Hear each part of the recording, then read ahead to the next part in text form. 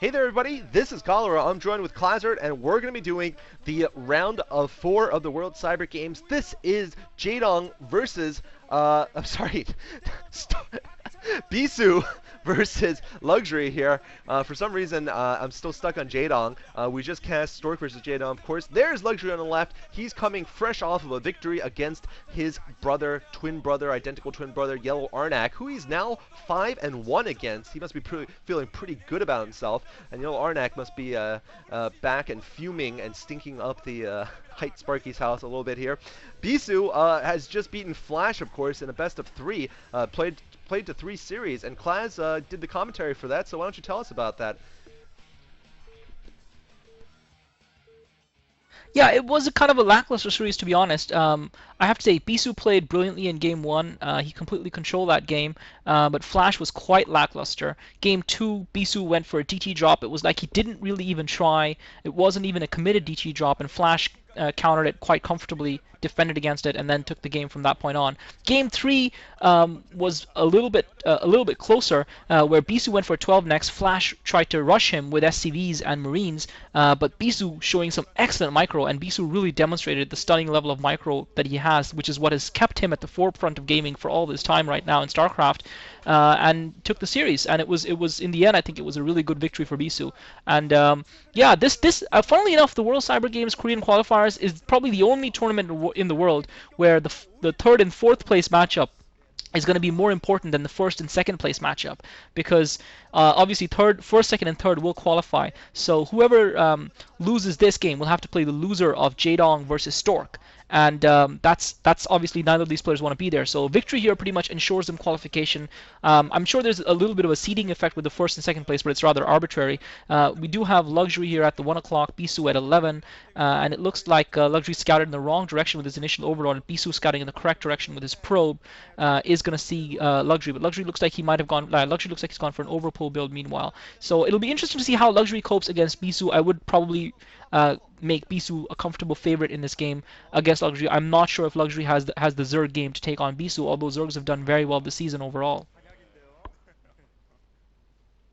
Yeah, Luxury had a little bit of a struggle with something. I mean, I joked around by saying his sniffing glue with Fire Fist, but obviously that was just a joke. For those of you who didn't know, who possibly have lawsuits against me already. But yeah, Luxury has had a little bit of a problem since his victory in the MSL 2 seasons ago, or I guess, yeah, 2 seasons ago.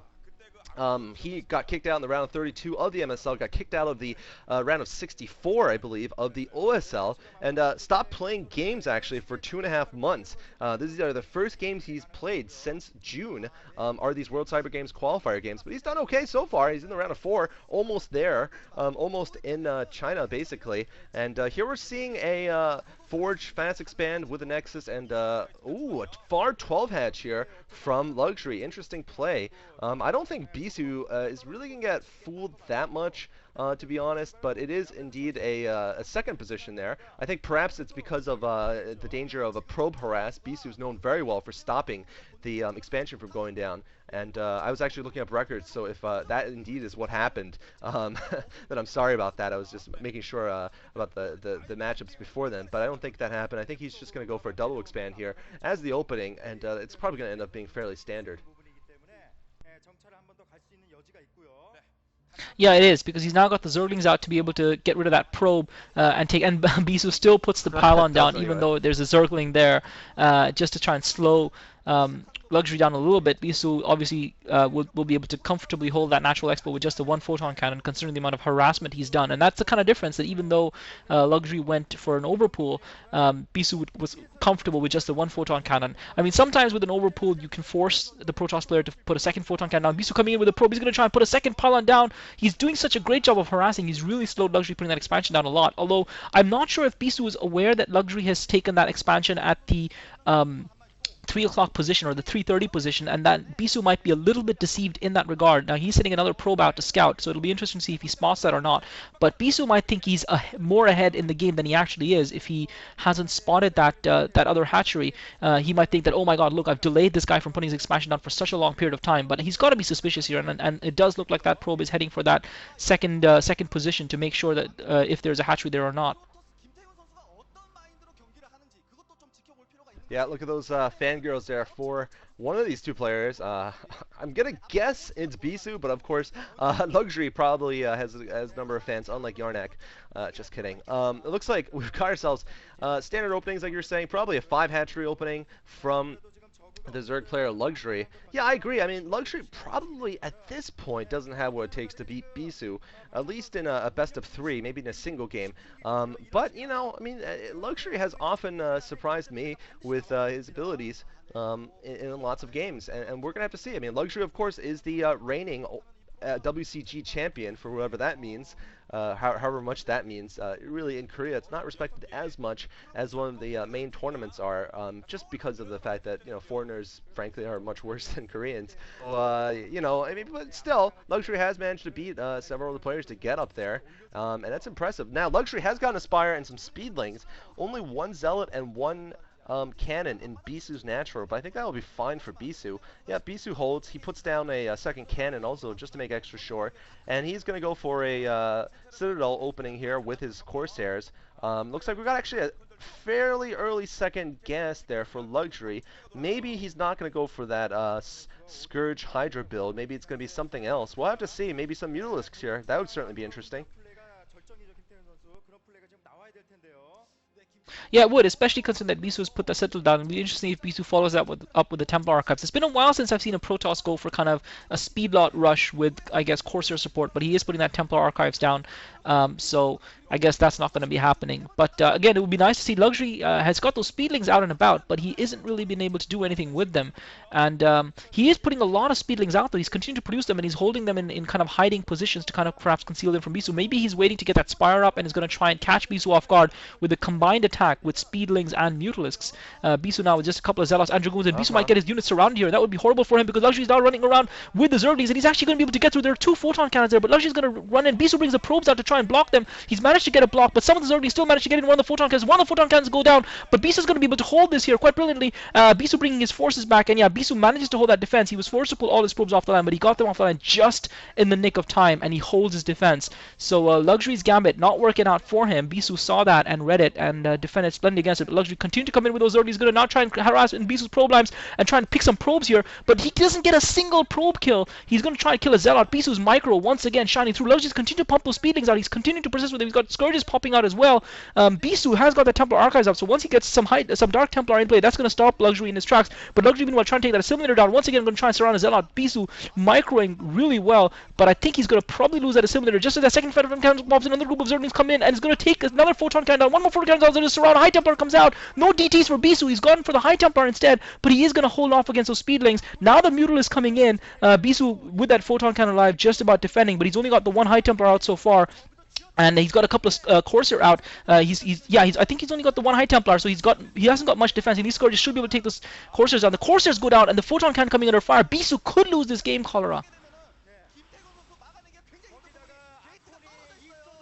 Oh man, I mean, this is just such an intense attack here coming from Luxury. Luxury persisting here. He's got Mutalisks everywhere. There is an Archon, which should help a lot in defenses. Now, Luxury right now has, it looks like 4 hatcheries here. He might continue with some more Mutalisks, or he may have to switch to Hydralisks. I gotta say, I didn't think his Lings were gonna work for a while because of Bisu's just mastery of his probe blocks. I mean, it was just insane, but he has managed to take down those cannons.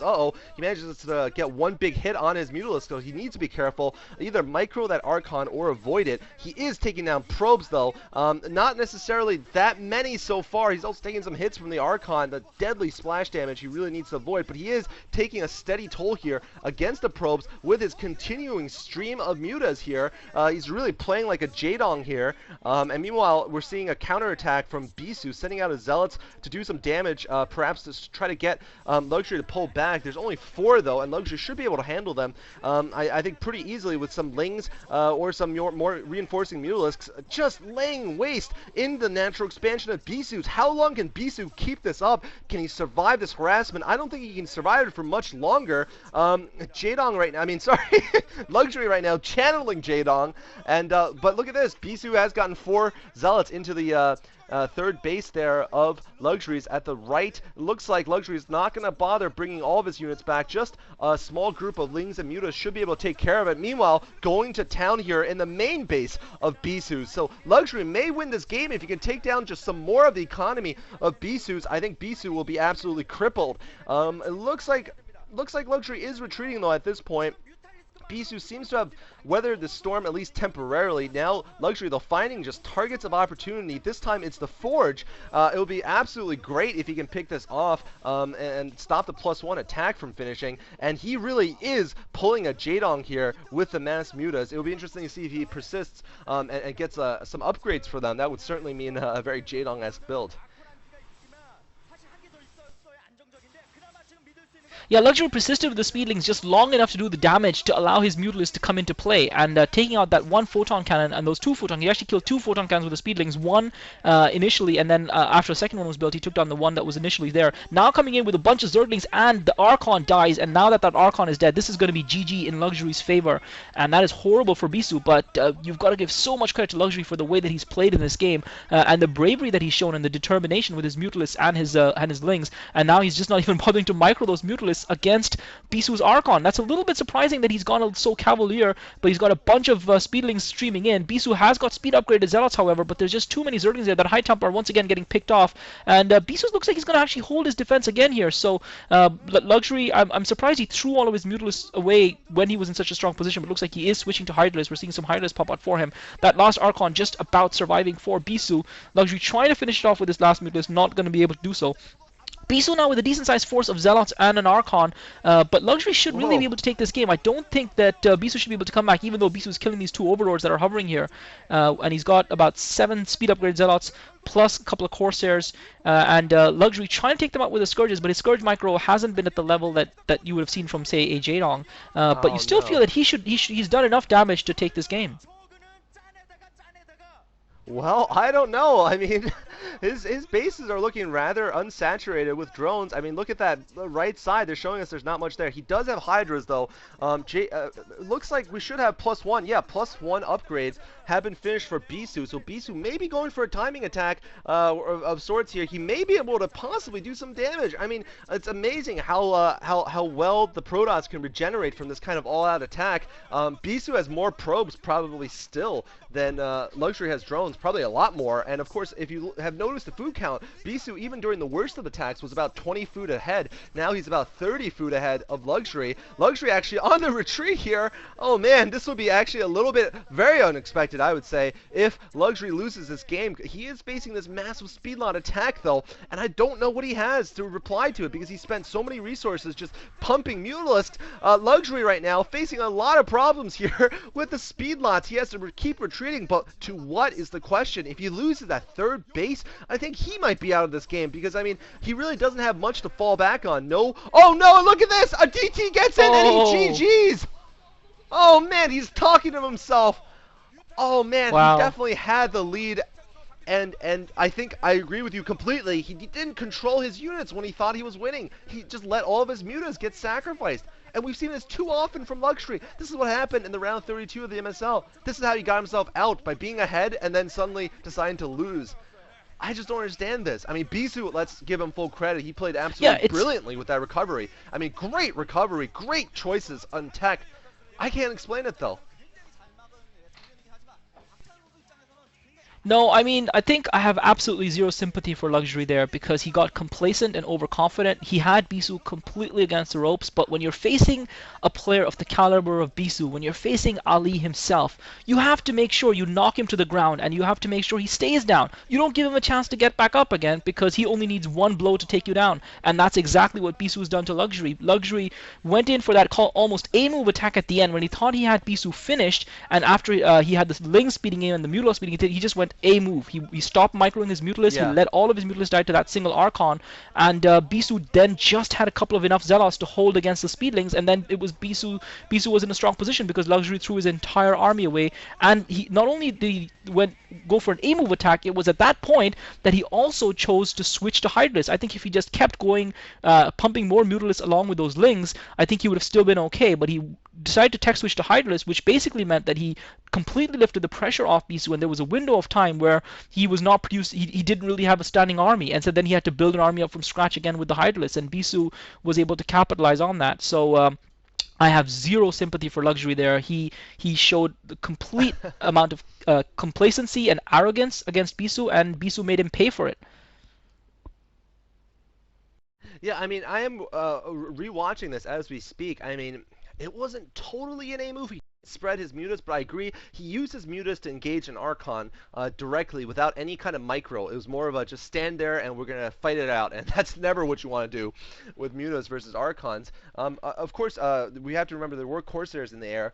But I do think if he had just done something very simple, very hookish, or actually anti-hookish, and just right-clicked that Nexus at the natural expansion, he could have easily taken it down with all those lings. Basically, his lings were milling around, trying to attack probes, which were being, by the way, microed perfectly by Bisu, just back and forth, keeping almost all the probes alive, despite how much time Luxury had in that base. And if Luxury had just right-clicked that Nexus, it would have gone down, and certainly the game would have lasted longer. I don't think Bisu would have had then the economy to suddenly build up a large speedlot force.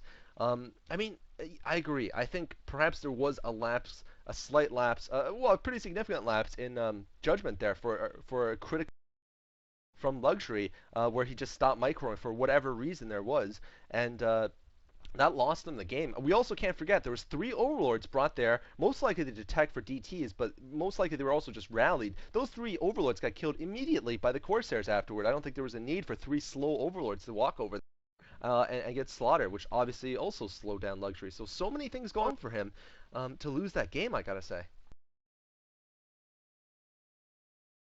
Yeah, I mean, I think it has to be acknowledged that a lesser Protoss, other than Bisu and perhaps Stork, would probably have lost the game from all the pressure that there was there. The fact that he managed to stay in the game to the point that he did is a testament to his skill, but I still think Luxury threw that game away, even though Bisu did a lot to win it as well. Yeah, I think it's a good summary. Let's move on to game 2. That was certainly exciting to watch. GG.